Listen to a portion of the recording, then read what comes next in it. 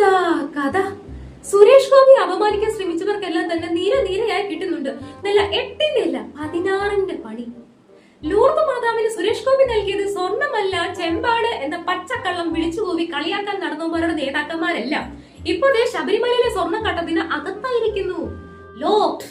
Comedy എന്താണെന്ന് വെച്ചാൽ സ്വർണ്ണം കടത്തിയിട്ട് അത് ചെമ്പായിരുന്നു എന്ന് പച്ചക്കള്ളം വിളിച്ചു പറഞ്ഞ കാട്ടുകള്ളന്മാർ തന്നെയായിരുന്നു സുരേഷ് ഗോപി നൽകിയത് ചെമ്പാണെന്ന് പറഞ്ഞത്. ചെമ്പടാ ഇത് ചെമ്പടാ.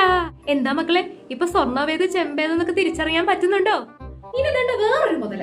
എമ്പുരാൻ സിനിമ ഇറങ്ങിയപ്പോ പാർലമെന്റിൽ വെച്ച് സുരേഷ് ഗോപിയെ മുന്ന എന്ന് വിളിച്ച് പരിഹസിക്കാൻ ശ്രമിച്ച ജോൺ ബ്രിട്ടാസ് ഇപ്പൊ ആ വിളി തിരിച്ച് അങ്ങേരോട് തന്നെ അല്ലെ വേണ്ട ആസനത്തിൽ തറച്ചു കയറിയിട്ടുണ്ട്.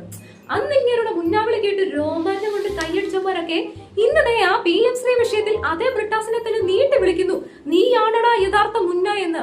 എങ്ങനെ ചിരിക്കാതിരിക്കും എന്റെ പൊന്നോ. അതും പോട്ടെ, സുരേഷ് ഗോപി BJPയിലെ സത്യസന്ധനായ കള്ളൻ എന്ന് പൊഴിഞ്ഞൊരു മഹാനുണ്ട്, രാഹുൽ കൊഴുത്തേടത്തിൽ. രാഹുൽ മാങ്കൂട്ടത്തിൽ. ഇന്ന് അങ്ങേരുടെ ഗതി എന്താണെന്ന് പ്രത്യേകിച്ച് പറയേണ്ട കാര്യമില്ലല്ലോ അല്ലേ? എന്നാലും ഇത് സുരേഷ് ഗോപി സാറേ, നിങ്ങൾ ഇത് എന്തോന്ന് മായാജാലമാണ് ഈ കാണിക്കുന്നത്? സകല എണ്ണത്തിനും നല്ല വെടിപ്പായി തന്നെ കിട്ടുന്നുണ്ട്. നിങ്ങളാണ് പുലി തന്നെയാണ് കേട്ടാ.